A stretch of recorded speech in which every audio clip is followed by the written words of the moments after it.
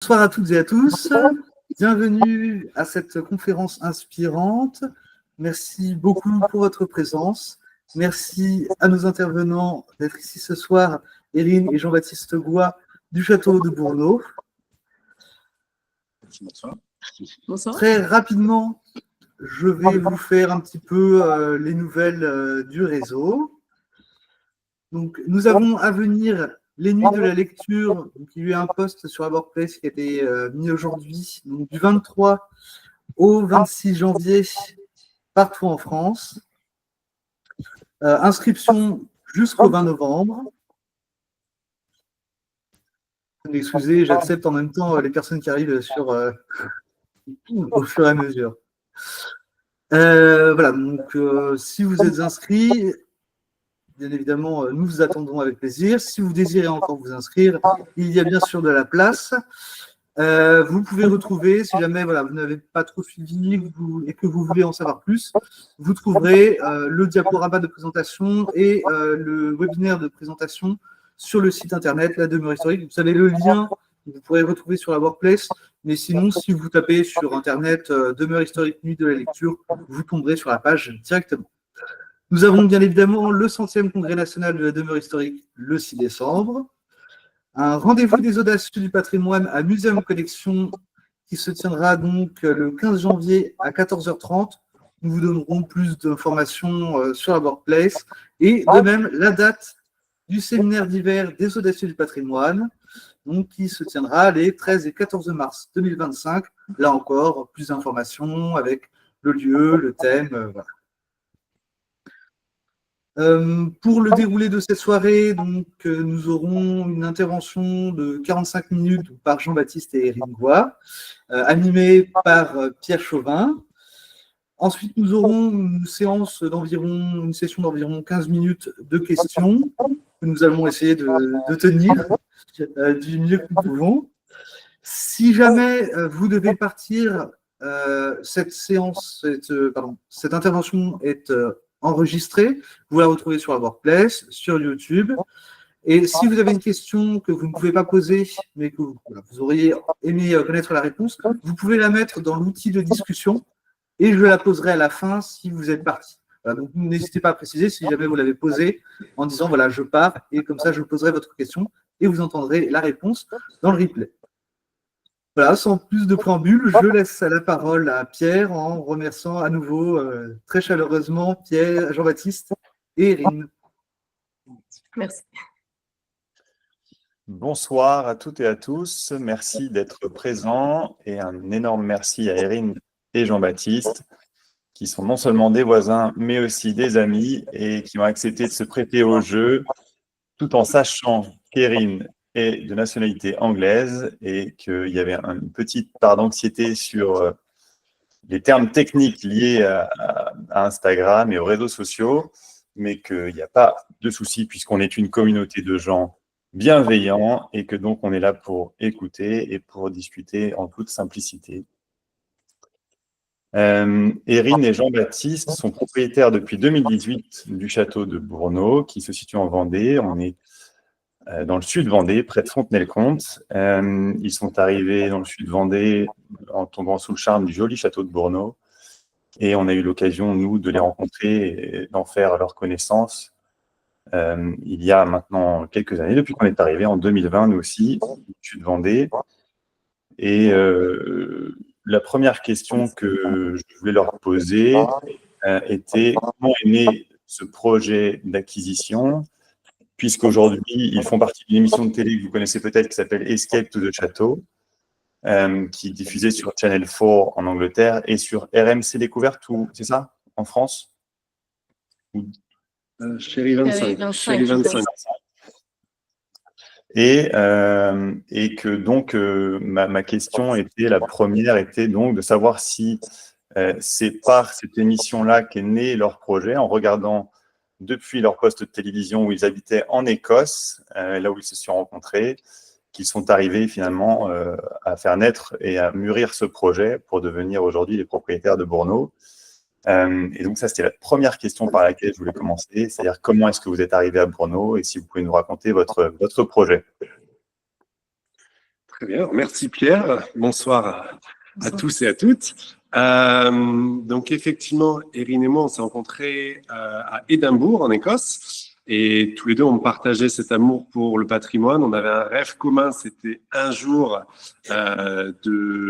d'acquérir et d'essayer de sauver un bien. On n'avait pas forcément de critères très précis. Donc moi je suis français de Bourgogne, et c'est vrai qu'à chaque vacances on avait un peu plaisir de regarder, on va dire, les petites annonces immobilières, voilà, de rêver. Au final, en anglais on dit daydreaming, donc c'est le rêve éveillé qu'on a tous un petit peu en vacances parfois.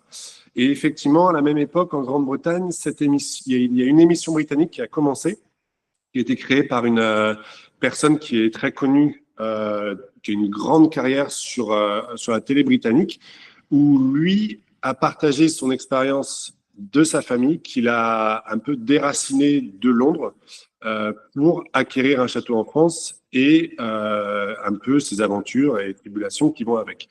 Donc nous, ça n'a pas forcément été c'est pas ça qui nous a fait naître notre projet. On avait déjà ce projet-là avant, mais c'est vrai qu'on s'est dit, au final, pourquoi pas essayer de commencer cette recherche.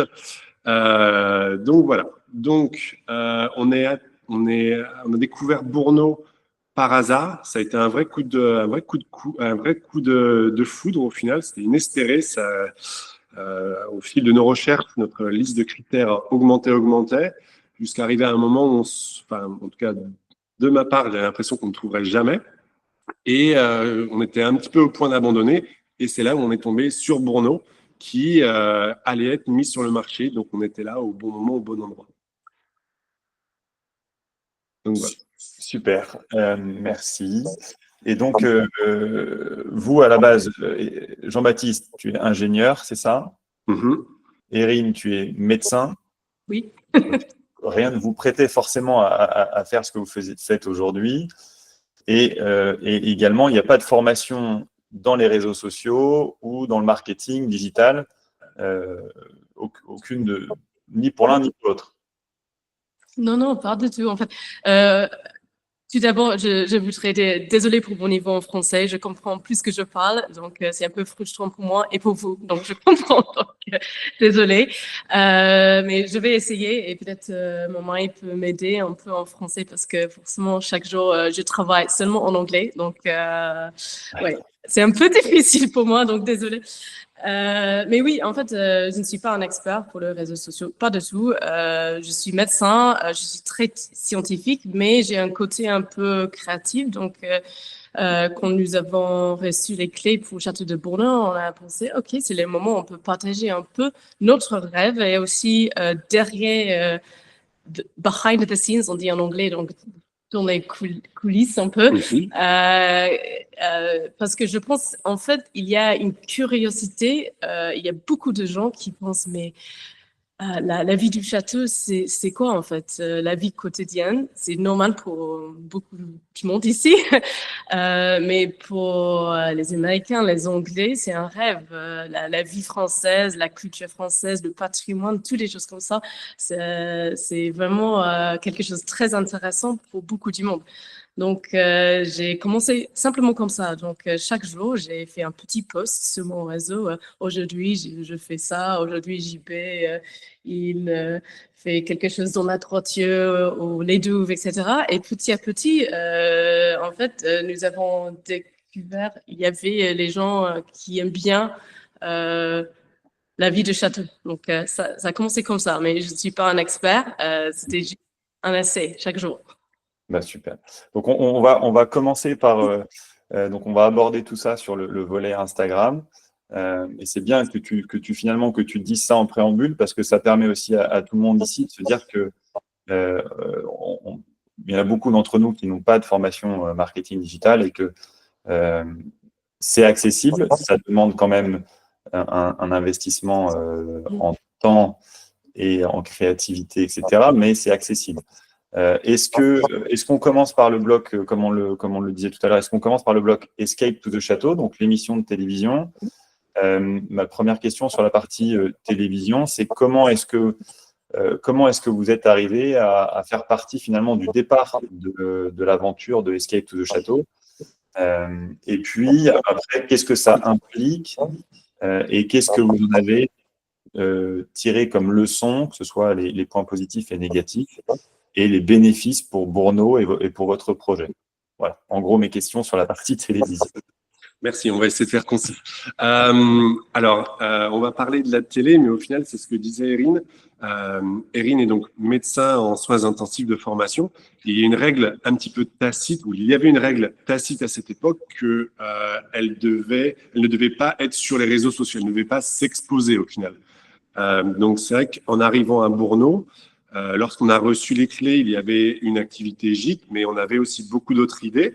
Et la première question que je pense que pas mal de propriétaires se posent, c'est comment le partager, quel type de publicité. Donc, ce qui était le plus accessible, nous, à cette époque-là, et le plus facile, c'était Instagram. Donc, ça a été très simple, c'est presque une caricature, mais on a pris une photo du château. Je pense que la première photo, c'était vraiment belle journée au château de Bourneau. On est rentré, on s'est assis, on s'est regardé en se disant « Ok, maintenant, qu'est-ce qu'on fait ?» On ne savait pas trop, donc on a regardé, on a fait une recherche Google, basique. Et là, on a découvert les hashtags. Donc, c'est les mots de recherche au final. Donc, je crois qu'on avait mis hashtag château, hashtag France, quelque chose comme ça. Et au final, donc, ça montre la puissance des réseaux sociaux et surtout de ces mots de recherche, donc les hashtags, puisque dans la journée, on a reçu un appel d'une chaîne britannique, Channel 4, donc la chaîne 4 en Grande-Bretagne, qui est une des plus grandes chaînes de télévision britannique, qui avait ce qu'on appelle des chercheurs de lieux. Et donc, au final, ils ont des étudiants qu'ils payent pour tous les jours trouver des nouveaux lieux, des nouveaux centres d'intérêt qui pourraient coller à un de leurs projets télévisuels. Et donc, nous, au final, c'est comme ça qu'ils nous ont découvert. Donc, c'est grâce aux réseaux sociaux, alors qu'on n'y connaissait rien, et on a fait vraiment le minimum, une photo, un hashtag, et nous, on a été repérés très rapidement. Donc ça, c'est la façon dans laquelle on a été découvert. Après, il y a eu un malentendu au final sur ce qu'était l'émission de télé. Nous, on pensait qu'ils souhaitaient tourner chez nous, utiliser le lieu donc comme un décor, comme location venue, comme on dirait en anglais. Donc, on a eu plusieurs échanges avec eux et on essayait un petit peu de savoir ce qu'eux souhaitaient filmer. Et c'est vrai qu'ils étaient un peu flous dans leur description, jusqu'au jour où on a eu un échange un petit peu comme ici, on est en train d'avoir, où on s'est rendu compte qu'ils venaient nous filmer au final. Donc, il y a eu un peu un quiproquo et on n'avait pas plus réfléchi à la stratégie de commercialisation, mais là, c'est vrai qu'on s'était toujours dit que on voulait toujours attirer un public britannique sur notre propriété. On est quand même sur l'ouest de la France, on est assez bien desservi par les aéroports. C'est vrai que la clientèle britannique était toujours importante. Donc, on s'est dit que nous, ça nous permettrait de toucher, d'avoir accès à une audience britannique très, très large. Et c'est ce que ça a été au final. Donc, voilà. Do you want to add something? Non, Non. c'est très clair.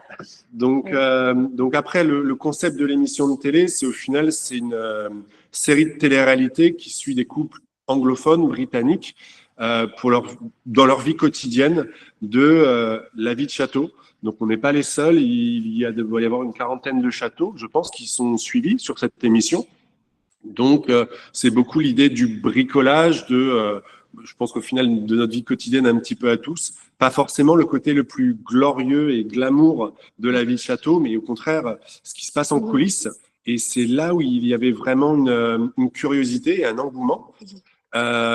Donc, ce qui était bien avec cette émission de télé, c'est ce qu'on appellerait en anglais the reach, donc c'est-à-dire qu'on a eu accès à une audience très très large, mais pas forcément spécifique à ce que nous on pouvait offrir à ce moment-là, puisqu'à ce moment-là nous on offrait simplement une prestation de gîte, mais ça nous a permis au final de nous mettre un petit peu sur la carte. Les gens ont pu voir et reconnaître notre propriété.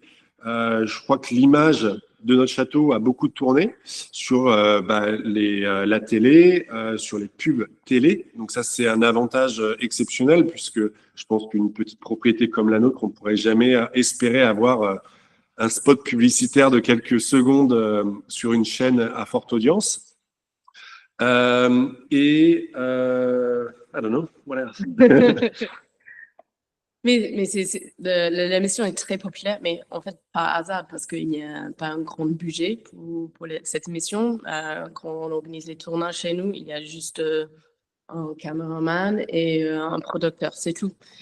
Mais c'était une surprise, je pense, pour l'entreprise de production. C'était assez populaire parce que je pense le rêve anglais et la France. Donc, on adore la France, on adore la culture ici, le patrimoine, etc. Donc, cette émission est très, très, très populaire. Plus populaire que personne n'a pensé. Donc, maintenant, on a 8 saisons. C'est les plus populaires émissions en Angleterre pour le Daytime TV, donc l'émission de jour. C'est diffusé dans beaucoup de pays, donc une surprise pour nous. Et maintenant en France aussi, donc aussi une surprise. Donc on a un doublage formidable en français. Mais c'est vrai, c'était une surprise pour nous, mais c'était aussi très important pour notre petite entreprise. On a lancé une nouvelle entreprise avec une publicité comme ça. C'était vraiment important pour nos gîtes, pour le mariage, les événements qu'on crée ici. Donc, c'était important. Est-ce qu'il y a des contraintes sur les tournages ou est-ce qu'il y a des choses vous n'aviez pas forcément prévu de faire ou anticiper que ça se passe comme ça et que vous avez découvert un peu en étant confronté à l'émission et directement dans le bain? Oui, alors il y a des avantages, inconvénients. Après, il y a des spécificités par rapport à cette émission-là en particulier. C'est la structure dans laquelle les émissions sont filmées. Au final, il y a une agence de production qui vend le contenu à Channel 4. Donc, qui veulent une clause d'exclusivité. Pardon. Ouais. Donc, au final, dès qu'on filmait quelque chose, nous, on ne pouvait pas le partager sur nos réseaux sociaux personnels, professionnels. Donc, c'est-à-dire qu'on dédiait des projets entiers à l'émission de télé. Donc, au final, il y avait un peu un calcul à faire entre est-ce que c'est un projet qui montre l'ensemble de la propriété et donc qui a touché un maximum de personnes, ou alors est-ce qu'on fait un projet très, très spécifique mais qui correspondrait vraiment à notre clientèle, et donc dans ce cas-là, est-ce qu'on devrait le réserver aux réseaux sociaux? Donc ça, c'était une des premières choses. C'est vrai que certaines émissions de télé, pas toutes, mais celle-ci en particulier, demandaient l'exclusivité du contenu. C'était un peu compliqué, un peu frustrant parfois à gérer. Au début, il y a eu aussi le fait que le producteur de cette émission de télé ne savait pas vraiment ce qu'il était en train de créer au final.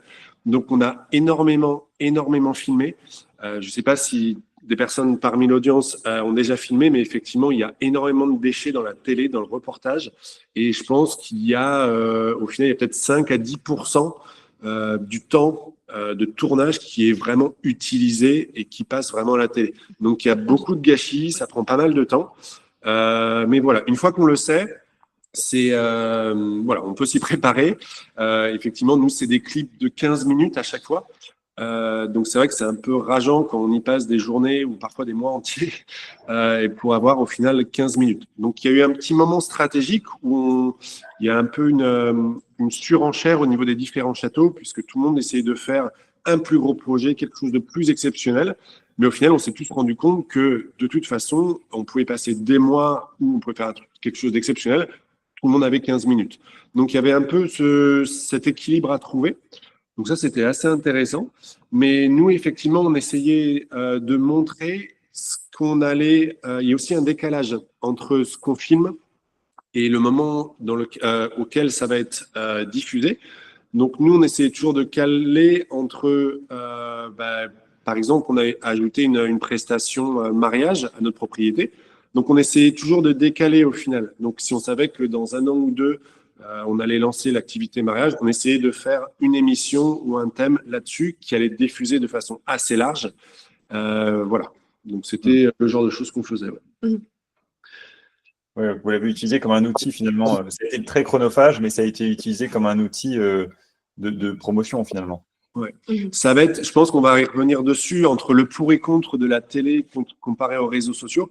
La télé, l'avantage de la télé et de ce type d'émission qui passe beaucoup en replay, donc ça passe en boucle, c'est rediffusé souvent, c'est qu'on touche une audience très très large. Après, c'est pas forcément une audience qu'on va convertir en clientèle, mais voilà, il y aura peut-être 1% de cette audience qui peut-être nous retrouvera sur les réseaux sociaux ou qui viendra réserver ou qui nous demandera un devis pour quelque chose. Donc voilà, mais c'est vrai que il faut mesurer les deux. Je pense que c'est bien d'avoir accès à ces audiences larges de temps en temps, mais il faut le combiner presque avec votre autre stratégie marketing, donc qui est pour nous basée vraiment sur les réseaux sociaux ou votre site internet, de façon à ce que les gens qui vous voient sur la télé puissent vous trouver. Donc, n'hésitez pas à répéter le nom de votre propriété. Je sais que c'est souvent la chose que les gens oublient. Nom de votre propriété, ce que vous offrez. Et puis, voilà, que ça colle au final pour que les gens puissent, que ce travail de télé puisse convertir en activité pour vous. Ouais. Et parce que nous, on avait été à l'Asteria, on avait été contacté par le Château de mes rêves pour la première et pour la deuxième saison, et on avait refusé les 2 fois parce que les conditions qu'ils nous avaient proposées, et c'est là où ma question vient, était qu'on n'avait pas le droit de regard sur ce qui était filmé, et on n'avait pas de compensation numéraire, et une diffusion ad vitam aeternam finalement de l'émission, et il fallait filmer, en l'occurrence, nous, ce qui nous a gêné aussi, c'était filmer les enfants à travailler sur la propriété parce qu'ils voulaient voir la famille s'impliquant dans le domaine. Est-ce que vous, c'est sur les droits et sur la récurrence des parutions, etc. Est-ce qu'il y a eu des discussions là-dessus ou vous vous êtes engagé directement dans l'aventure sans trop vous poser la question, puis finalement c'est venu après ou...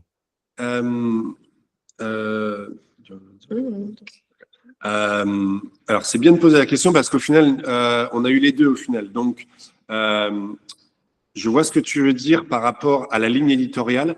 Nous, c'est vrai que la ligne éditoriale britannique nous correspondait. À la base, cette émission, elle était vendue. L'émission dans laquelle on apparaît était vendue exclusivement en Grande-Bretagne, mais depuis, elle a été vendue en Australie, aux États-Unis, traduite en espagnol, donc elle a été vendue en Amérique du Sud. Elle est revenue en Espagne par ce biais-là et elle est arrivée en France. Donc, c'est vrai que nous, le potentiel entre le choix d'M6 et de Channel 4, on avait accès à une plus grande audience mondiale et qui correspondait plus à la clientèle qu'on essaie d'attirer pour nos mariages. Donc, nous, on divise notre clientèle en 2 parties. On a une clientèle gîte qui est plutôt une clientèle française européenne. Et la clientèle mariage, on essaye d'attirer un peu plus large, un peu plus loin. Donc, c'est pour ça que nous, le choix a été fait à ce niveau-là.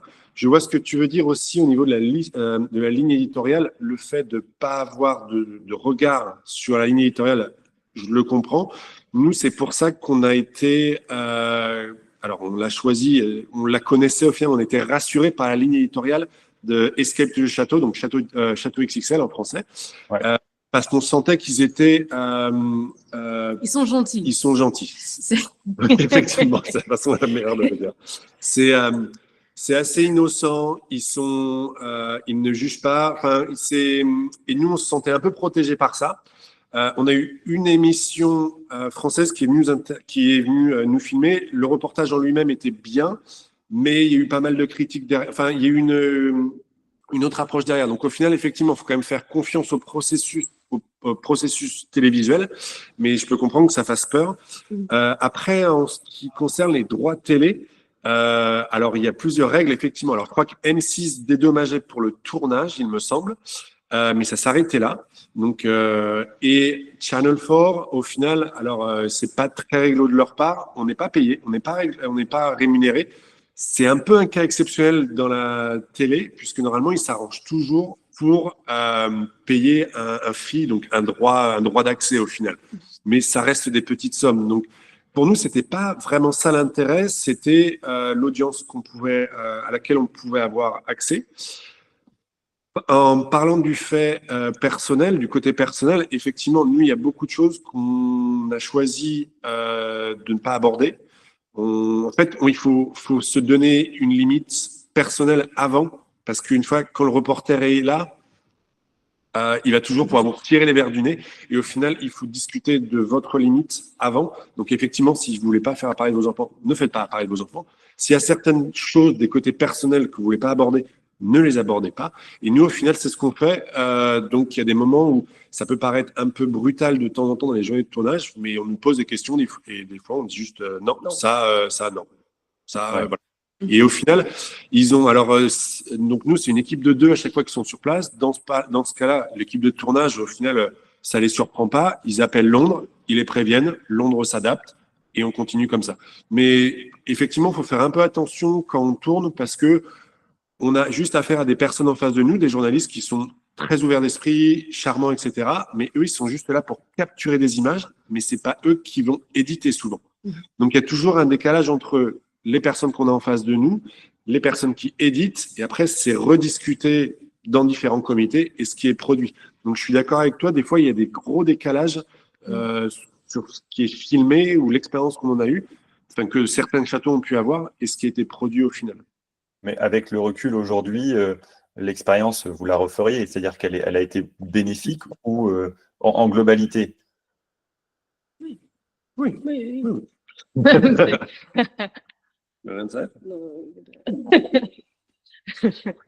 Oui, dans l'ensemble, à 100% on le referait. On en parle souvent. On a un volume d'audience, on a un reach qui est exceptionnel pour un tout petit château français, 19e, enfin tout petit dans le bocage vendéen. On a une audience qui est dingue qu'on n'aurait jamais pu avoir sans. Donc c'est bien. Je pense qu'on a assez bien calibré la façon, enfin de ce qu'on a filmé, de la façon dans laquelle on est apparu. Alors c'est jamais parfait, mais bon, d'un côté on est aussi humain.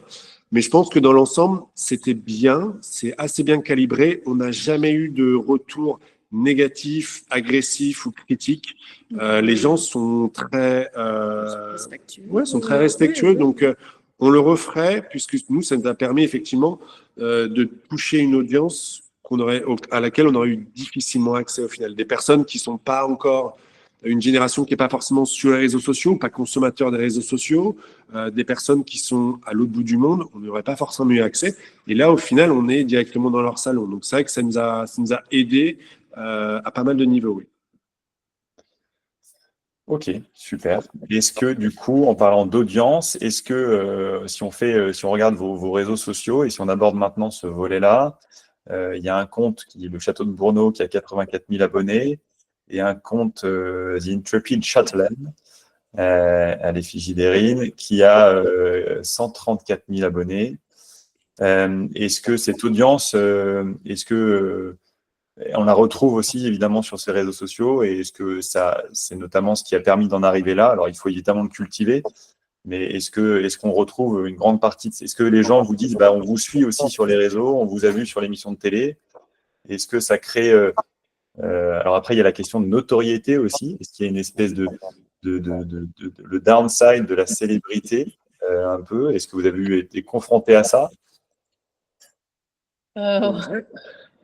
Je pense, en fait, nous avons eu la chance avec l'émission, ça a boosté un peu notre notoriété sur les réseaux sociaux, mais il y a 30 ou peut-être plus que 30 d'autres châteaux dans la même émission, mais il n'a pas assez le même la même audience.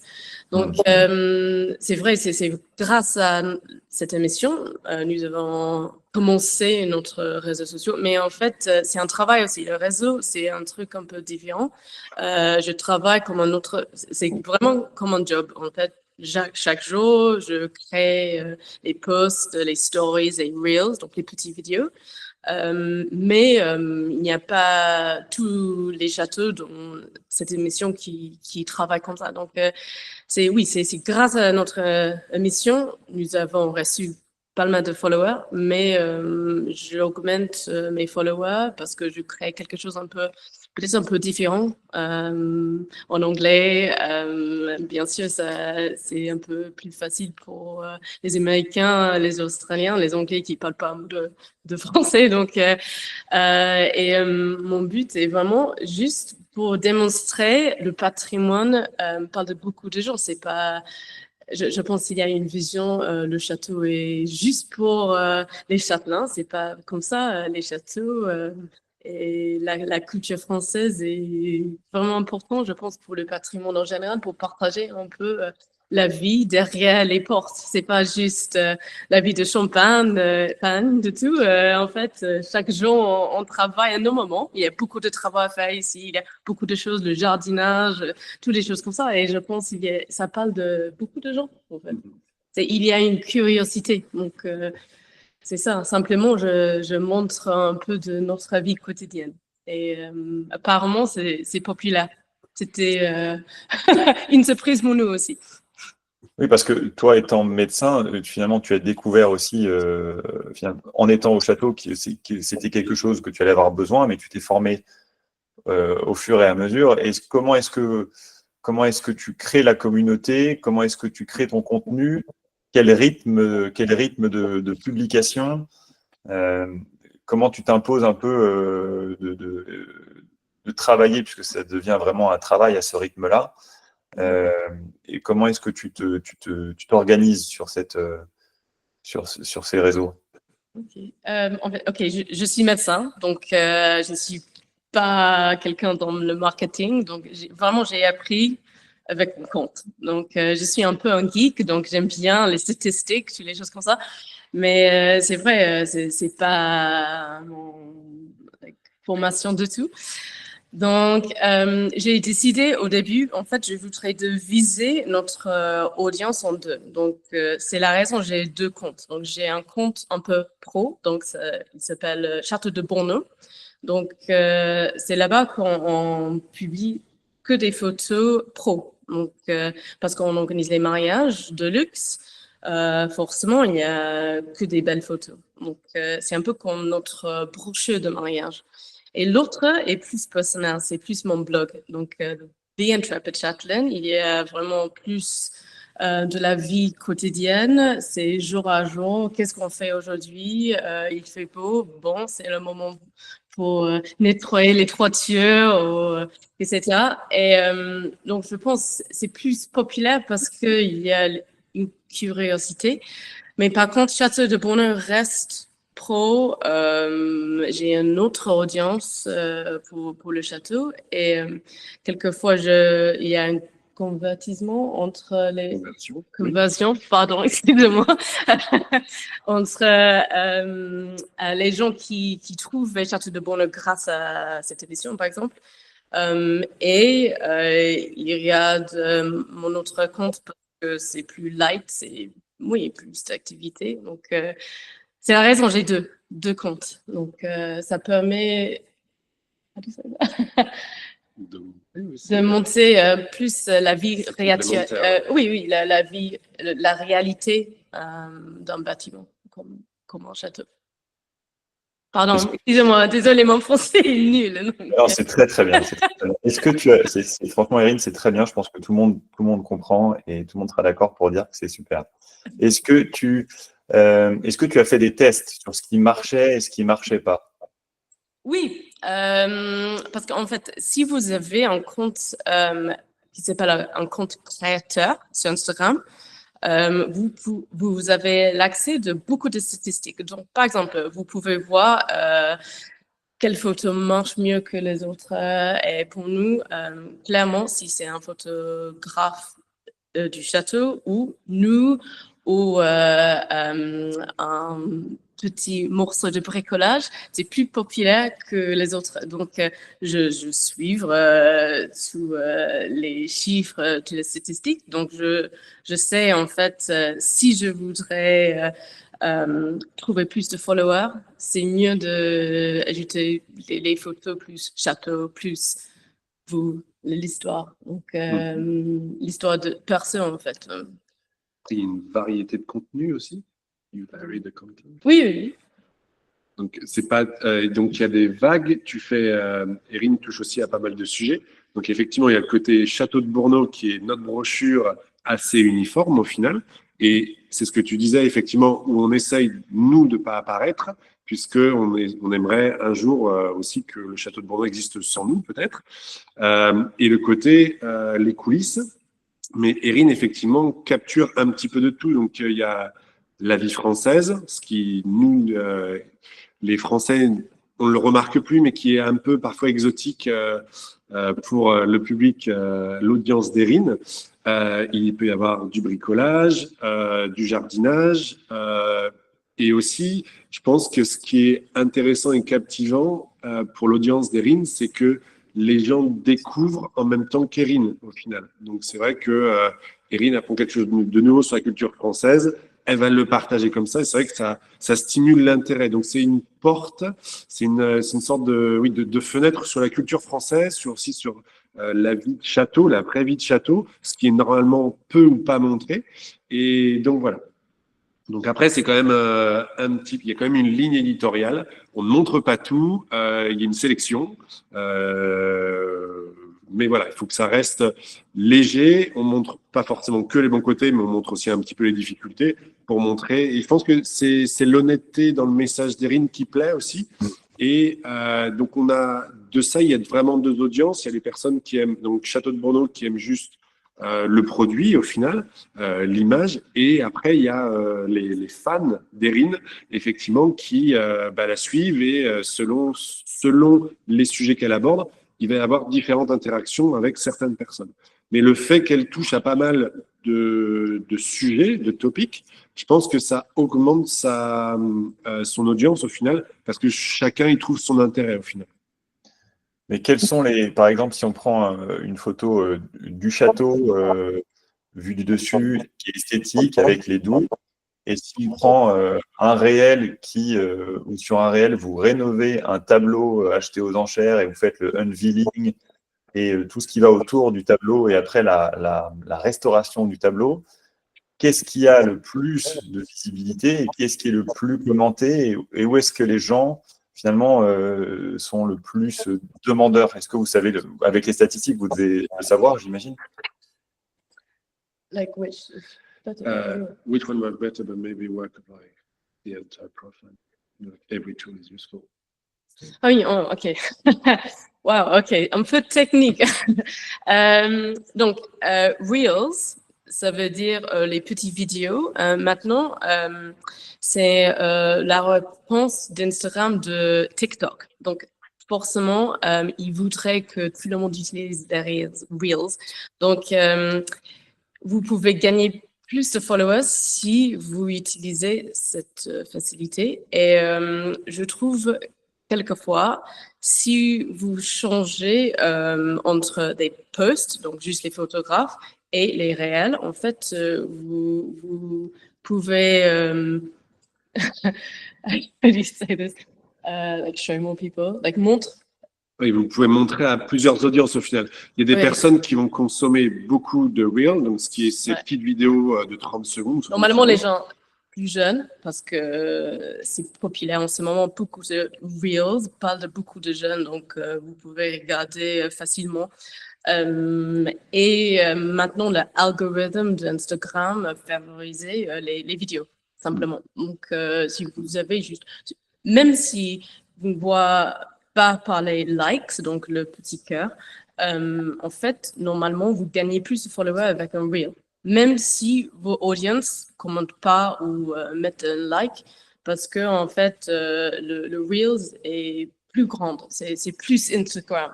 Plus du monde peut voir votre Reels, mais le post est plutôt pour votre followers. Donc, et si on prend, quel est le réel qui a le plus marché, qui a eu le plus de portée, par exemple? Ah oui, en fait, oui, mon tableau, j'ai acheté un tableau pas très cher dans un marché français et j'ai refait le tableau en fait. Et ça, j'ai eu 5 millions J'ai Millions vu, de vues. c'était un real viral. 5 millions, tu as dit 5 millions de vues. C'est ça que tu dis? 5 millions? Oui. 5 millions de personnes ont vu mon reel. Et oui, c'était une surprise, mais je pense, parce que les Reels sont très populaires en ce moment, donc quelquefois, il y a un carte, s'il vous plaît. hook. Un hameçon, au final, c'est pour oui. Mais je pense qu'au final, il y a un petit peu les deux. Donc, chaque chose a son utilité. Les Reels, c'est quelque chose qui peut effectivement devenir viral, comme on dit de nos jours. Donc, on peut toucher une audience très large, mais c'est pas forcément une audience qui va rester. Au final, le jeu un petit peu sur Instagram, c'est de avoir accès à une audience très, très large, mais aussi plus qualitative pour nous, au final, des gens qui vraiment aiment et apprécient ce qu'on fait et qui peut-être un jour viendront chez nous. C'est quand même le but un petit peu premier. Donc oui, c'est un blog et je pense que Erin le fait avec plaisir, mais il y a quand même des retombées pour nous. Je pense que dans le profil, il y a plusieurs facettes. Il y a les posts, donc les images qu'on voit. Je pense qu'Erin en parlerait très bien entre l'image de profil, les informations essentielles à mettre donc dans la bio, donc dans la description au final. Il y a tout ce qui est real, donc tout ce qui est les éléments qu'on peut accrocher au-dessus même des contenus photos. Et au final, en l'organisant d'une certaine façon, on peut s'assurer que quand les gens, quand les consommateurs des réseaux sociaux trouvent votre profil, il faut qu'ils sachent immédiatement à qui ils ont affaire, ce qu'ils vont trouver, etc. Donc, en final, l'organisation du profil est très importante. Donc, avoir un post, donc un reel dans cette occasion qui marche très, très bien, c'est bien. Mais il faut aussi, en fait, ce qui est aussi intéressant, c'est de savoir combien de followers, combien de personnes vont commencer à suivre l'histoire d'Erin à partir de là. Et là, je sais plus, c'était 20 000, pas juste 7 réels, j'ai gagné 10 000 followers, juste par une vidéo. 10 000 followers par une vidéo. Ouais. C'est énorme.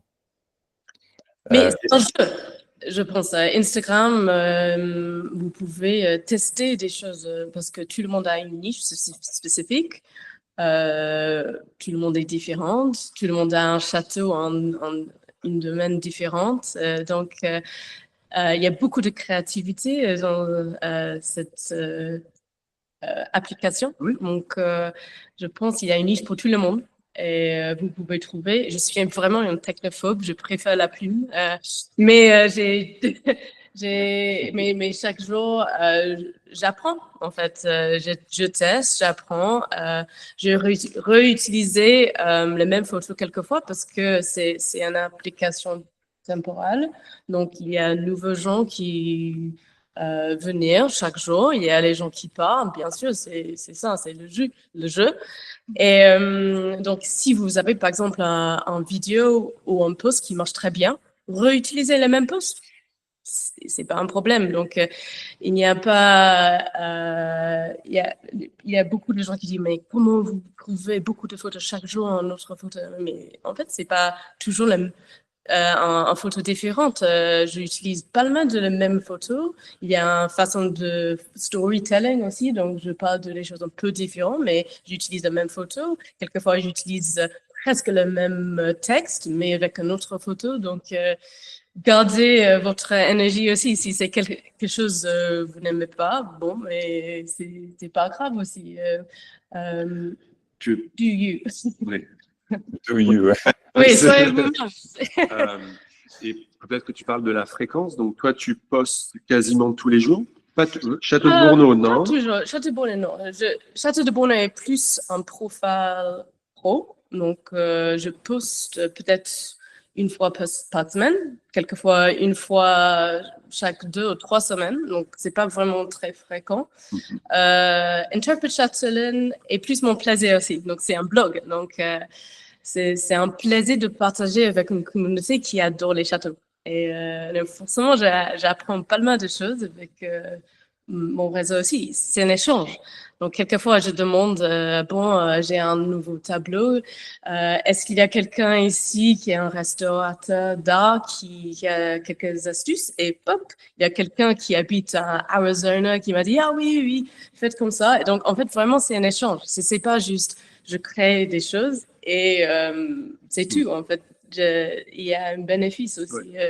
Donc ça, c'est le côté qualitatif de l'audience au final. Donc on peut faire du chiffre d'audience en quelque sorte, mais au final, si c'est une personne qui vous correspond pas, c'est peut-être pas forcément la meilleure stratégie. Alors au final, trouver l'équilibre entre des personnes qui effectivement partagent vos passions, vos centres d'intérêt, que chacune de vos propriétés peut avoir, c'est peut-être ça qu'il faut essayer de trouver au final. C'est essayer de trouver votre niche, je sais pas si on dit ça en français, votre groupe de personnes et essayer de les atteindre par le biais des réseaux sociaux au final. Est-ce qu'il y a des outils que tu recommanderais pour la création de contenu ou l'optimisation des pages ou est-ce que finalement, il n'y a pas tellement d'outils et que finalement, c'est vraiment le behind the scene, tout ce que tu fais au quotidien, que tu montres avec ton message honnête, comme tu le disais, et sincère. Je suis quelqu'un de très simple. J'utilise mon portable. Je n'ai jamais payé pour la publicité. Je n'ai jamais payé pour les autres applications, pour les experts, réseau, rien de tout. Donc, je prends quelques photos, je poste et je regarde l'algorithme parce que je suis un geek. Mais, donc, je n'utilise pas vraiment des choses. Il peut y avoir des applications, alors on ne les utilise pas, mais effectivement, qui sont plus sur du confort, donc qui peuvent vous télécharger vos posts dessus en avance, ils vont les poster à certaines heures, etc. Ça, c'est quelque chose que tu suis, par exemple. Savoir à quelle heure et à quel jour tu postes selon tes audiences du moment. Donc, si on sait que la série télé est en ce moment diffusée aux États-Unis, on sait qu'au final, il faut qu'Erin poste à une heure décalée pour essayer d'atteindre, de surfer la vague au final de l'heure d'audience télé, parce que les gens devant la télé vont peut-être se dire « Ah, Château de Bourneau, ils vont essayer de trouver. » Donc, Erin essaie de poster le contenu à ce moment-là. Donc, des fois, il y a un peu cette stratégie aussi qu'Erin fait. Mais au final, ce qu'elle a dit plusieurs fois, c'est que c'est pour ça qu'elle regarde toujours, une fois qu'elle a fait un post, elle regarde toujours ses statistiques derrière pour savoir ce qui a marché, ce qui n'a pas marché, quelle audience a marché, à quelle heure ils l'ont vu, etc. Et dessus, elle essaye de jouer. C'est un curseur c'est jamais fixe. Il y a des moments où ça marche mieux que d'autres et elle s'adapte. Et est-ce que les hashtags dont tu parlais tout à l'heure, donc que tu mets en bas des publications ou des réels, est-ce que ces hashtags-là, tu les changes fréquemment? Si oui, à quelle fréquence? Et comment tu les sélectionnes, les hashtags? Alors, maintenant, les hashtags ne sont pas assez importants parce que avec le IA, l'intelligence artificielle. Maintenant, l'algorithme d'Instagram, il peut lire en fait votre caption. Donc, c'est important que vous ajoutez les mots de clé dans votre caption. Donc, dans le texte. Dans le texte. Et oui, maintenant, oui, et utiliser les hashtags aussi. Mais avant, c'était la seule façon de trouver votre post ou photographe, c'était les hashtags. Donc, hashtag château, hashtag vie de château, par exemple. Mais maintenant, parce que l'algorithme change, il peut lire votre texte. Vous pouvez faire les deux. Donc, moi, j'ai une liste de hashtags, je sais, marche pour moi. Donc, vous pouvez utiliser 30 par post, par exemple. Mais maintenant, j'utilise entre 5 et 20. J'ai une base, donc par exemple, j'utilise toujours les choses pour la mission. Par exemple, château DIY, escape to the château, hashtag vie de château, hashtag château life, donc quelques hashtags en les deux langues. Donc j'ai une base, mais chaque photo est différente. Donc vous pouvez ajouter les autres choses. Par exemple, si c'est un mariage, donc utilisez les hashtags de mariage. Donc mariage en France, mariage de luxe, mariage de château, etc. Donc pour moi c'est plutôt en anglais parce que notre marché est un audience anglophone. Donc j'utilise French Chateau Wedding. wedding in France, les choses comme ça. Donc, et vous pouvez chercher pour les hashtags. Il y a des gens aussi qui vraiment cherchent pour le lieu de mariage, par exemple, par les hashtags. Donc, oui, c'est important si vous voulez que quelqu'un voit peut trouver votre photographe ou Reels. Donc, ça marche bien, vraiment. Ok, super. Bah, écoute, est-ce qu'il y a d'autres tips que tu voudrais donner avant qu'on passe aux questions? Est-ce qu'il y a d'autres petits tuyaux qu'on pourrait communiquer au réseau? Oui, je pense, OK, profil, assurez-vous que votre profil est clair. Donc, vous avez 105 mots. Utilisez tous les mots. Si vous avez un site web, ajoutez ça. Si vous êtes ouvert au public, mettez des horaires. Donc, les choses vraiment simples, mais vraiment... Dans la description du profil, hein, tu parles dans la description du profil. Donc, il y a beaucoup de châteaux qui a rien dans le profil. Donc, personne ne sait si c'est un lieu privé, s'il y a des chambres d'hôtes, etc. Donc, si vous avez une entreprise où vous êtes ouvert, mettez tout ça sur votre profil. C'est vraiment simple. Même chose avec le photographe. Utilisez un photographe, mais magnifique, un photographe drone si vous êtes en château avec les douves, les grandes tourelles, etc. Parce que tout le monde voit ça au début. Donc, si c'est juste un rose ou une porte, ça ne parle pas de votre domaine. Donc, c'est très important. Le photographe est pro et grand. Mais, donc ça, là, il y a une technique, c'est qu'au final, vous pouvez accrocher, donc pin, votre meilleure photo en haut de votre profil. Oui. Donc, la photo qui met le plus en valeur votre propriété, la photo la plus waouh, assurez-vous qu'elle soit tout en haut de votre profil. Et les gens pourront la retrouver plus tard, plus bas, c'est pas grave. Mais il faut vraiment que quand les consommateurs tombent sur votre profil, qu'ils aient le maximum d'informations, le plus de waouh tout de suite. Oui, donc vous pouvez accrocher. Il y a une fonction pour ça. Par exemple, si vous êtes un lieu de mariage, accrochez votre meilleur photographe avec toutes les choses que vous organisez. Numéro 1, donc facile, donc tout le monde qui arrive dans votre profil voyez ça. Type de compte, c'est important aussi. En fait, pensez à changer votre compte en créateur. La raison est simplement, vous avez plus d'accès de la musique, par exemple pour créer les réels, etc. Et parce que Instagram maintenant voudrait que beaucoup du monde utilise l'application un peu dans un terme un peu artistique. Même si vous êtes une entreprise, vous pouvez utiliser la même fonctionnalité de les créateurs. Et people can see you. Et plus de gens peuvent le voir. Oui, donc créateur, c'est gratuit aussi, mais c'est juste plus de monde peut vous voir. Et s'il y a c'est une application qui évolue, Qui change.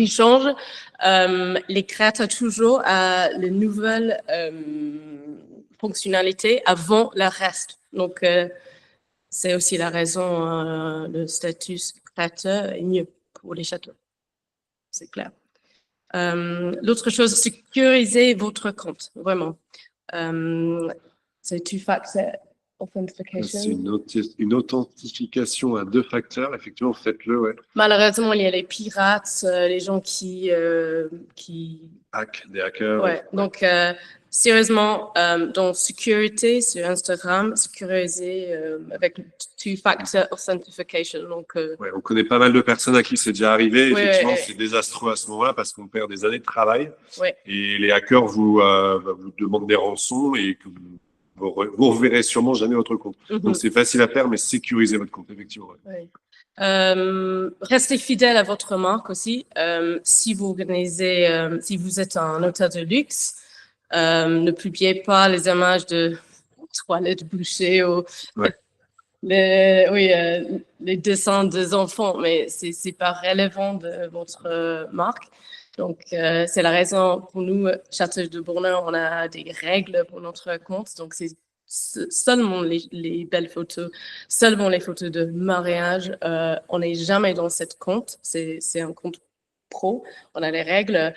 Jamais des choses politiques, par exemple. Donc, reste pro. Si vous avez une entreprise un peu luxe, restez pro. Il y a aussi beaucoup de fonctions sur Instagram. Stories, c'est quelque chose éphémère. Donc, c'est très bon pour créer des engagements avec votre audience.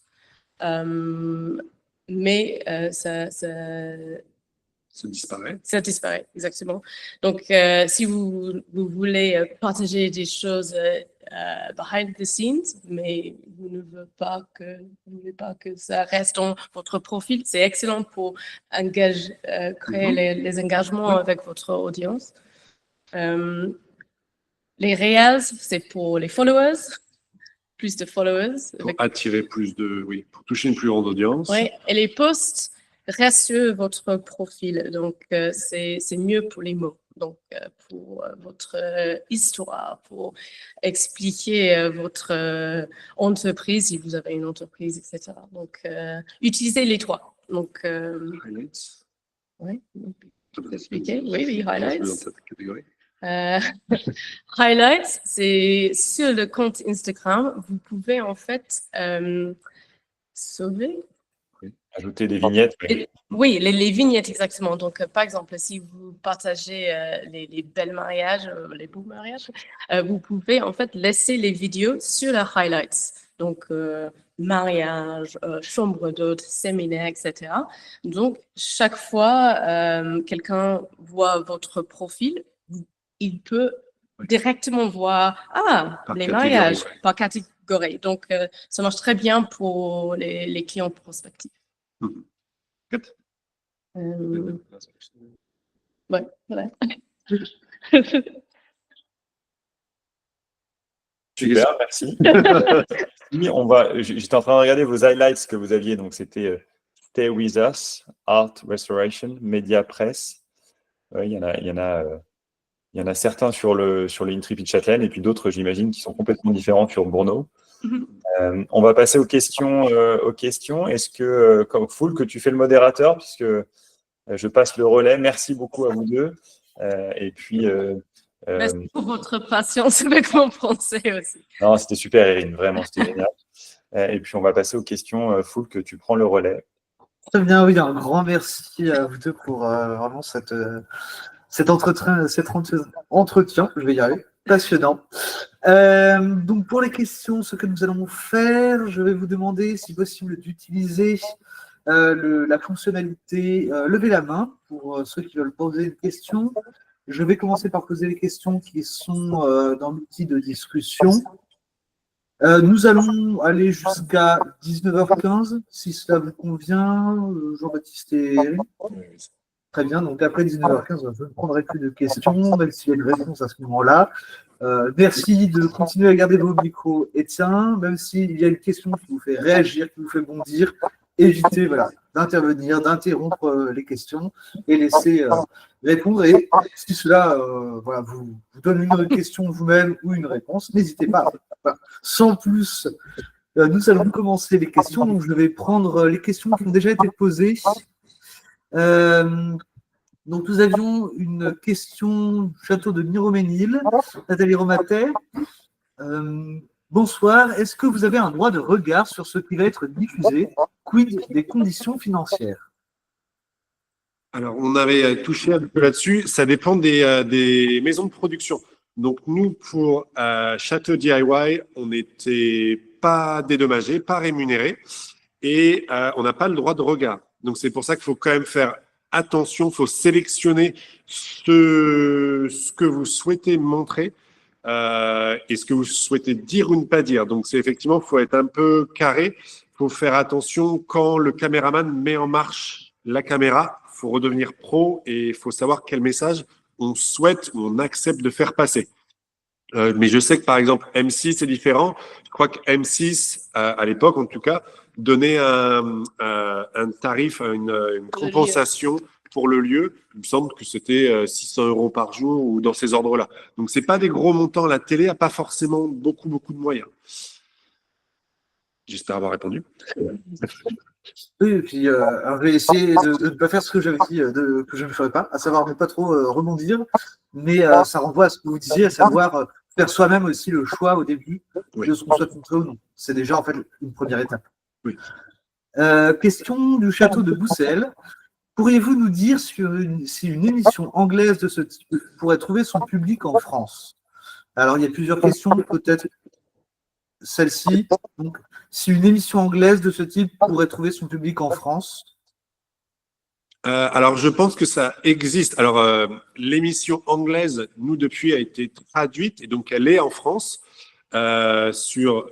On n'a pas la télé, alors je suis désolé, je crois que c'est Je pense que c'est Chérie. Série 25, effectivement. Et après, il y a une version, je crois qu'effectivement, c'était Château de mes rêves. La ligne éditoriale est différente. Nous, c'était pas forcément. On a longtemps hésité, mais on a choisi de ne pas apparaître simplement parce que on comptait garder aussi un petit peu un côté vie privée. Et à l'époque, l'émission britannique n'était pas encore diffusée en France, donc on n'était connu qu'à l'étranger et ça nous allait bien. Maintenant, voilà, ça a un petit peu changé, mais voilà. Ça va un petit peu dans le sens aussi de la première question suivante à laquelle vous aviez un petit peu répondu. Toujours Château de Boussel. Selon vous, y a-t-il une différence notable entre la France et l'Angleterre en termes de curiosité et d'intérêt pour les châteaux? Oui et non. Je pense que c'est la place des châteaux de toute façon dans la culture britannique et française. Alors là, c'est plutôt ma réalisation au final. Donc moi, j'ai été étudiant en Grande-Bretagne et je me suis rendu compte que les châteaux, les grandes demeures, ont une fonction très importante dans la vie sociale à la campagne, puisque les grandes demeures sont toujours ouvertes d'une façon ou d'une autre au public. Donc il y a toujours le droit d'accès en Grande-Bretagne, le droit de traverser des propriétés. Et c'est vrai que la plupart des propriétés ont un aspect économique. Donc salon de thé très commun, etc. Donc c'est vrai que c'est le côté culturel des communautés rurales souvent. Donc je pense que l'approche britannique est différente parce que les Britanniques ont déjà accès, c'est déjà des lieux qu'ils connaissent, c'est un monde qu'ils connaissent. En France, alors ça c'est ma vue, mais d'un côté j'ai pas vécu en France pendant un certain temps. Je pense que c'est justement parce que il y a toujours une distance entre la vie de château, parce que c'est un monde qu'on n'ose pas montrer de peur de paraître ou de pas être compris d'une certaine façon. Le côté de réserve au final alimente parfois des réactions. Donc c'est pour ça qu'on s'en méfie un petit peu parfois sur les canaux de diffusion. Donc ça recoupe un petit peu avec la question d'avant. Je pense qu'au final, ces émissions de télé-réalité, d'une certaine façon aussi, montrent la réalité, le quotidien de la vie de château, et je pense cassent pas mal de mythes et nous rendent de façon plus générale, plus abordable, et les gens se rendent compte de la valeur du patrimoine, effectivement, ouais. La valeur sociétale du patrimoine. Alors, c'est intéressant, ça va vraiment.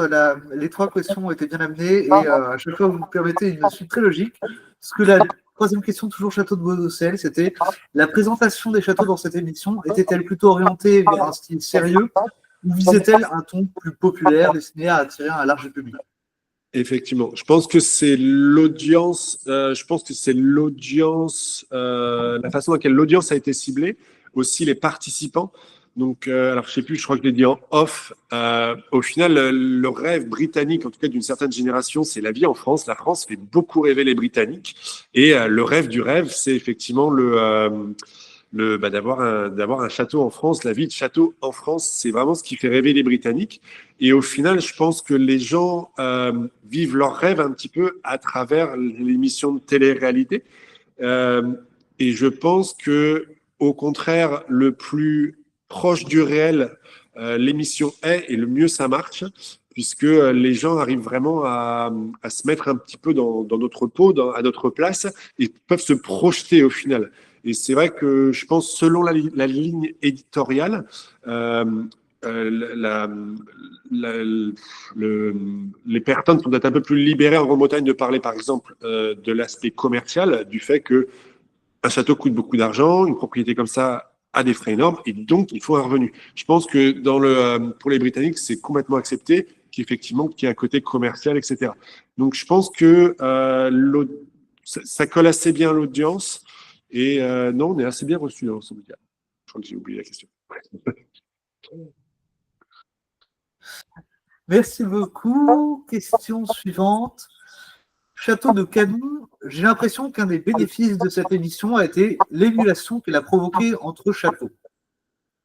Est-ce que vous pouvez témoigner de cette émulation, de la manière dont vous l'avez perçue? Alors, je dirais oui, tout à fait. Je pense que ça a aussi mis un coup de projecteur sur le patrimoine de façon générale. Donc, faut se remettre un petit peu dans le contexte. On est pré-Covid, et c'est vrai que nous, donc, on est passé par plusieurs agences spécialisées. Et c'est vrai qu'en parlant aux différents agents, ils nous disaient, effectivement, c'est des propriétés qui n'attirent plus. Mais on arrive à un cusp, donc un point un peu charnière où il y a des nouvelles générations qui ne veulent pas reprendre parce qu'il y a une sorte de carcan un petit peu familial. Et effectivement, d'attirer des personnes de l'extérieur était assez compliqué. Le fait que cette émission montre la réalité du château et vraiment sans se cacher. Donc, oui, effectivement, pendant des saisons, on n'avait pas le chauffage, etc.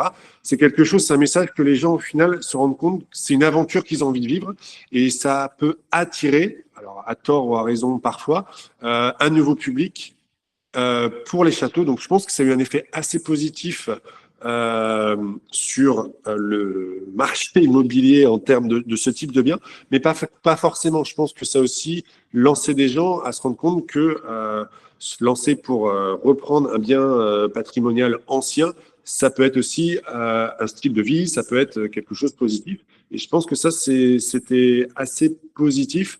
Je vois ce que vous voulez en termes d'émulation après pour les projets. Oui, un petit peu, mais ça, c'est plutôt commercial.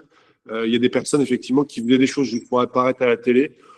Bon, je pense qu'une fois qu'ils sont apparus une fois ou deux à la télé et qu'ils n'avaient plus grand-chose à montrer, l'émission les mettait de côté assez naturellement. Donc, il y a toujours un peu de ça. Mais je pense que de toute façon, ça montrait aussi la diversité des châteaux. En France, je pense qu'on est le pays européen, donc du monde, avec la plus grande densité de châteaux. Et on se rend compte il y a des châteaux pour tous et tous les goûts. Et je pense que ça, au final, ça fait énormément de bien parce que chaque château, chaque personne peut trouver son château, au final. Et vous avez été contacté par d'autres propriétaires, justement, qui étaient intéressés, avaient envie d'en savoir plus. Alors, outre les autres, vous êtes bien évidemment là, Oui. Mais ça vous est beaucoup arrivé, vous pouvez nous en dire un peu? Alors, donc, nous, avec l'émission de télé, donc, ça nous a créé déjà un petit réseau britannique de propriétaires de châteaux, donc c'était assez intéressant. Comme je le disais, donc nous, on a fait notre acquisition avant le Covid, et c'est vrai que pendant cette période un petit peu charnière où il y avait pas, alors ça nous est déjà arrivé un petit peu avant, parce que je pense que nos profils un peu surprenaient. Donc, on a eu les clés de Bourneau à 31 ans. Erin est médecin, je suis ingénieur. Et c'est vrai qu'une partie de notre clientèle correspondait à cette tranche de vie où les gens ont fait des études, ont commencé leur carrière et se posent des grosses questions. Et je pense qu'on est le cliché du changement de vie. Deux carrières sur des rails. On a fait plaisir à papa-maman avec les études. On a des bons rôles. Et on fait ce qu'il ne faudrait surtout pas faire, donc tout plaquer pour acheter un château. Et je pense qu'on a eu pas mal de contacts avec des personnes. C'était pas forcément pour acheter un château ou un bien patrimonial, mais c'est juste pour se rendre compte que au final tout est possible, etc.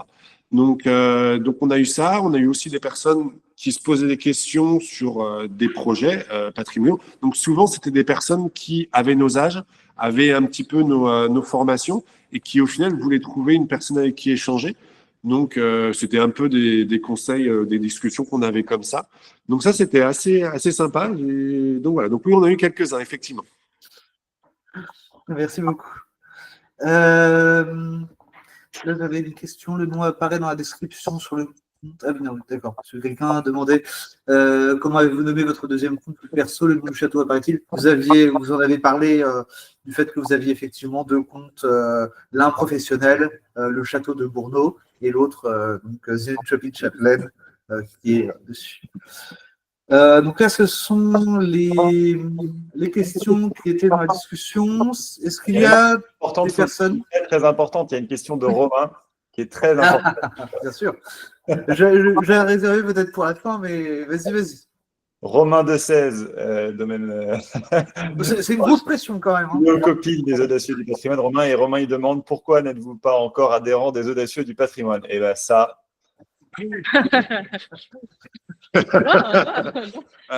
Embuscade. Parce que Pierre ne nous en a jamais parlé en plus. C'est vrai que. Non, c'est vrai que on est. Oui, enfin, pourquoi pas, effectivement. Je pense que on le fait de façon informelle, effectivement. On adore échanger, on adore rencontrer d'autres propriétaires, des personnes qui ont hérité, des personnes pour lesquelles les châteaux sont leur famille depuis des années, des personnes comme Pierre, donc, qui est notre voisin, qui a repris, qui avance à une vitesse impressionnante à la Citardière. Donc nous, à chaque fois, ça nous fait plaisir de rencontrer, de découvrir les lieux, aussi de rencontrer les hommes et les fans derrière. Donc, je trouve que les histoires sont toujours fabuleuses et intéressantes. Donc on le fait de façon informelle. On vit un petit peu les audacieux à travers Pierre, qui nous raconte à chaque fois ses expériences. Je sais pas. Pourquoi pas? Peut-être un jour. Merci. J'ai une autre question. Quel pourcentage de followers français et anglophones sur chacun des comptes, si vous avez… Wow, ok. Je n'ai pas les chiffres, mais le grand pourcentage est clairement les anglophones. J'écris seulement en anglais dans les deux comptes. Mais par contre, j'ai pas mal de followers français aussi, parce que maintenant, avec le Instagram, vous pouvez cliquer sur traduction. Donc, c'est plus ouvert pour tout le monde qui parle les autres langues aussi. Donc la plupart de mes followers sont anglophones, plus qui viennent aux États-Unis, Australie, Angleterre, bien sûr, grâce à cette émission, mais partout. Ouais.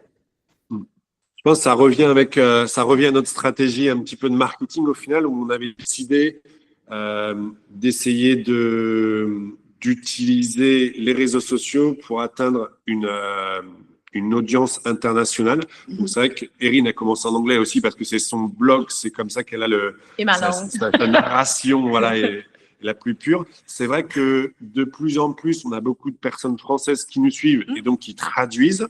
On a toujours des personnes qui nous demandent pourquoi on parle en anglais, mais au final, puisque c'était notre audience principale et ça reste l'audience qu'on essaie de toucher. Pour d'autres audiences, on pourrait utiliser d'autres canaux de diffusion, mais on essaye de créer par rapport à aussi nous ce que on pense créer commercialement plus tard. On essaierait plutôt de rester sur le côté anglais, donc voilà.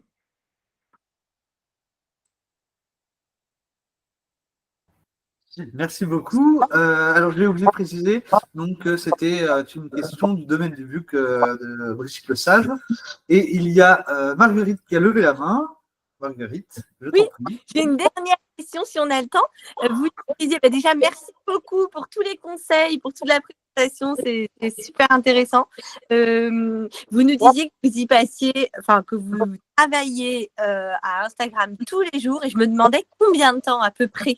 Et si dans votre journée c'était organisé, parce que j'imagine que quand on publie du contenu tous les jours, on doit avoir envie de regarder en permanence comment ça évolue.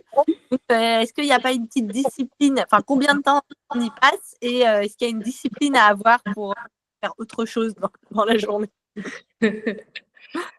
Ouais, en fait, maintenant, c'est bonne question. C'est pas vraiment, je ne suis pas vraiment organisée, vraiment. Donc, chaque jour, je pense, bon, aujourd'hui, qu'est-ce que je voudrais parler? Donc, quelquefois, c'est naturel parce qu'on a un mariage, par exemple. Donc, je sais, aujourd'hui, je vais prendre une photo de le mariage chez nous ou aujourd'hui, j'y vais faire quelque chose dans la toiture. Donc, en fait, le post est déjà fait par l'activité. Mais quelquefois, c'est juste parce qu'aujourd'hui, c'est une jour férié en France. C'est quelque chose de différent de ma culture anglaise. Et j'aimerais bien apprendre un petit peu de l'histoire de, un événement, un chose français. Donc, j'apprends, je parle avec mes voisins, etc. Et je pense, bon, aujourd'hui, je vais parler un peu de ça. Donc, c'est assez naturel, en fait. Je vois des choses. Quelquefois, je n'ai pas beaucoup de grandes idées et j'ai utilisé mon backlog de photographes dans mon portable et j'ai dit, bon, aujourd'hui, je vais poster un photographe du château et je vais parler de la tourelle ou je sais pas. Donc, normalement, c'est chaque jour, il y a quelque chose un peu différent ici. Donc, Comme vous le savez tous, effectivement, il n'y a pas un jour qui se ressemble dans nos propriétés. Effectivement, il y a des jours où il va se passer énormément de choses. Donc, Erin va réussir à tout capturer, prendre des photos, garder un petit peu en mémoire ce qu'elle voudrait écrire. Et après, elle trickle down, donc elle va étaler le contenu, répartir le contenu sur plusieurs jours. Après, parce qu'il y a toujours des jours où il y a les jours où on fait la compta et il se passe pas c'est pas forcément glorieux. Donc, ça fait pas forcément rêver. Mais donc voilà, donc il y a un peu les deux. Ouais.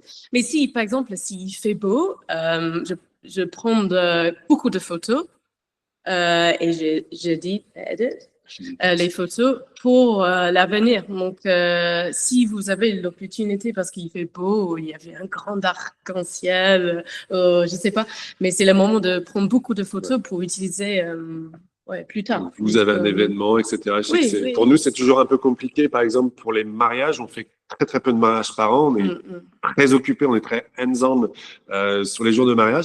Et il faut qu'on s'efforce à aussi créer notre contenu pour le reste de l'année, au final. Donc, dans la journée, il faut à un moment relever un peu la tête et prendre des photos, prendre des films qui seront utilisés ou pas. Mais voilà, ça nous donne des bullets, des munitions pour plus tard. Est-ce que tu as une moyenne? Est-ce que c'est 1 heure, 2 heures, 3 heures par jour? Est-ce que c'est, tu saurais dire combien ça représente de temps? Les Reels, ça prend du temps. Ah les vidéos, ça prend du temps. Je ne suis pas très forte avec les Reels. C'est pas naturel pour moi du tout. Je préfère les mots. Donc, Reels prend peut-être 1 heure. Oui, je prends beaucoup de vidéos. Je mets ensemble. Je pense à quel type de musique, etc. Donc, ça prend du temps. C'est pas naturel du tout pour moi, les Reels, les vidéos. Les posts, ça dépend quel type de post, mais peut-être une demi-heure, je peux créer 500 mots en une demi-heure. Oui, une demi-heure par jour. Avec de l'entraînement.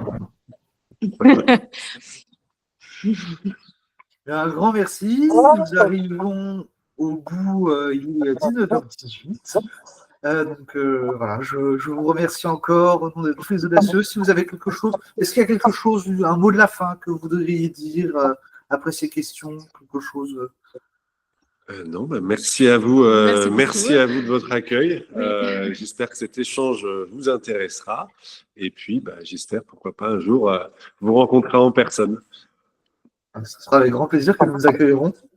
Donc voilà, cet entretien est enregistré. Vous pourrez le retrouver. Je vous donnerai le lien à tous et toutes. Un grand merci aussi à Pierre Chauvin pour avoir mené cet entretien. Pierre, là encore, si tu veux dire aussi un petit mot de la fin, peut-être. Non, merci Erin et Jean-Baptiste. Et puis évidemment, merci à tous d'avoir suivi cette conférence inspirante. Et Erin et Jean-Baptiste, on espère que vous serez au prochain séminaire des audacieux du patrimoine, qui sera hyper sympa, hyper inspirant et où on passe de très bons moments. Et on rencontre des gens formidables de tous horizons. Donc on espère que vous en ferez partie aussi. C'est vraiment gentil, mais merci beaucoup. Et merci aussi pour votre patience avec mon français. Donc... Merci beaucoup. Nous aimerions parler anglais comme vous parlez français, tu vois, Erin. Donc, allez, très belle soirée à toutes et à tous. Oui, merci beaucoup et nous vous tiendrons au courant aussi pour les prochaines conférences inspirantes. Excellente soirée. Merci encore. Merci. À bientôt. Au revoir. Au revoir tout le monde. Au revoir.